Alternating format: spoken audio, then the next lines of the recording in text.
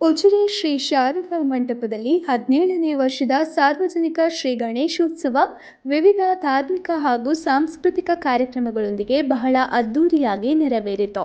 September 19ರಿಂದ ನಡೆದ ಕಾರ್ಯಕ್ರಮ September 21ರವರೆಗೆ 3 ದಿನಗಳ ಕಾಲ ನಡೆಯಿತು. ಸುಂದರ ಅಲಂಕಾರದೊಂದಿಗೆ ಗಣಪನು ಭಕ್ತಾದಿಗಳೆಲ್ಲರ ಮನಸ್ಸನ್ನು ಕದ್ದಿದ್ದ.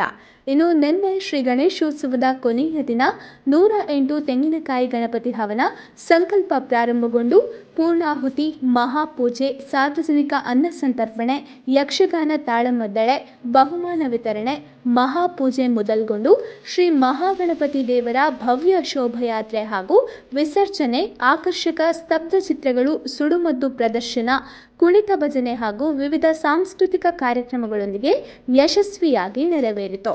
ದೇವರ ಭವ್ಯ ಶೋಭಾಯಾತ್ರೆಯ ಸಂದರ್ಭದಲ್ಲಿ ಅನೇಕ ಭಕ್ತಾದಿಗಳು ದೇವರ ದರ್ಶನವನ್ನು ಪಡೆದರು.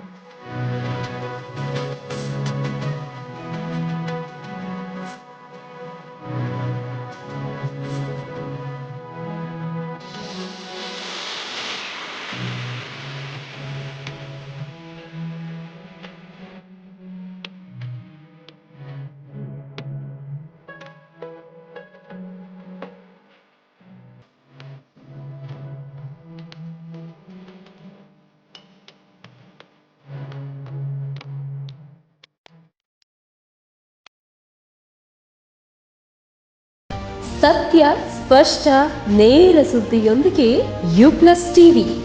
ಇದು ಹೊಸತನದ ಸಂಕಲನ.